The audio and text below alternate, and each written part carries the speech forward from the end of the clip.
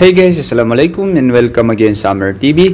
So ang pag-uusapan natin ngayon ay kung paano tayo mag-transfer ng pera from Cbank to GCash.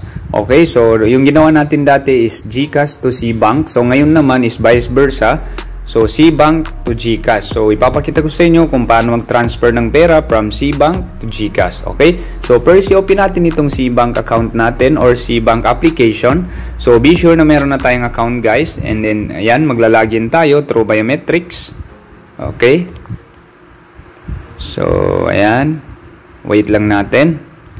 Okay, so as you can see, meron tayong available balance na 35 pesos. So, ito-transfer natin ngayon. Susubukan natin siya i-transfer sa ating GCash account. Okay, so dito tayo sa Pay or Transfer. Okay. So, kung sa Cbank, kung same account din, Cbank din, so dito tayo sa Cbank. So, kung other bank like BPI, BDO, so dito tayo sa other bank. So pag let's say sa GCash, so dito tayo sa e-wallet. Ayan, so since GCash, so dito tayo sa e-wallet, okay? So as you can see, ito na yung mga e-wallets guys. So ayan, meron tayong GCash, ShopeePay, Maya Philippines, GrabPay. So nandyan lahat. So since GCash yung sisendan natin ng pera, so dito tayo sa GCash, okay? So i-select natin yung GCash. So enter lang natin yung mobile number guys. So, be sure na tama yung ma-input natin. Okay. So, i-double check lang natin guys. Okay. So, i-select lang natin yan. So, after that, next lang tayo guys. Okay. So, ayan. So, ngayon, yung transfer method natin pala guys is naka-InstaPay tayo. So, ibig sabihin, pag InstaPay, so automatically, pag nasend mo siya ngayon, automatically darating siya kagad. Okay? So, ilagay natin 20 pesos. So, this is sample only guys. Okay? So, ilagay natin 20 pesos. Okay? So, ayan. Real time siya. So, ibig sabihin, tulad ng sabi ko kanina, so automatically darating kaagad yung pera natin. Okay? So ayan, ulitin natin. So ilagay lang natin 20 pesos. Then done.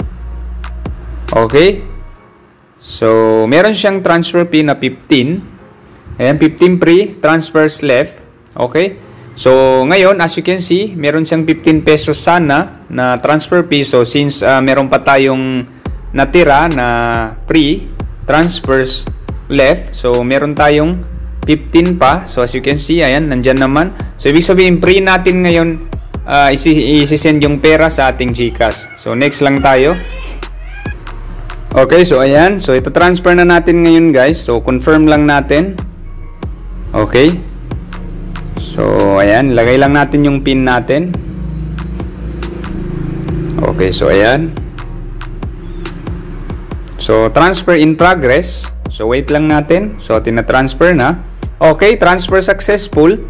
So, na-transfer na guys yung 20 pesos dun sa ating GCash account. Okay. So, i-check daw natin kung dumating na ba.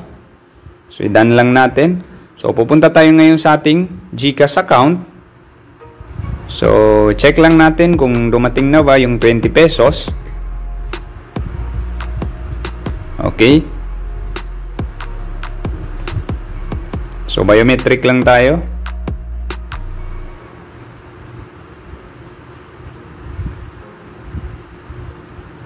Okay, so ayan, wait lang natin.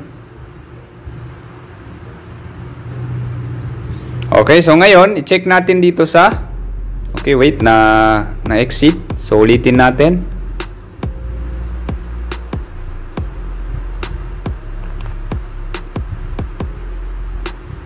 Ulitin natin, guys.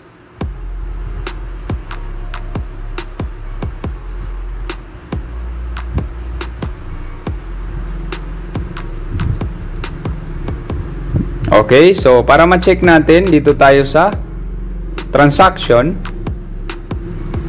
Okay, so as you can see, ayan na. Cash in from Cbank. So, plus 20. So, ibig sabihin, dumating na guys, 10:37 AM. So, automatically, darating kagad sa ating account. Okay? So I hope nakatulong ito sa inyo. Thanks for watching and don't forget to subscribe to Amer TV for the latest videos na aking i-upload. Sukran and wassalam.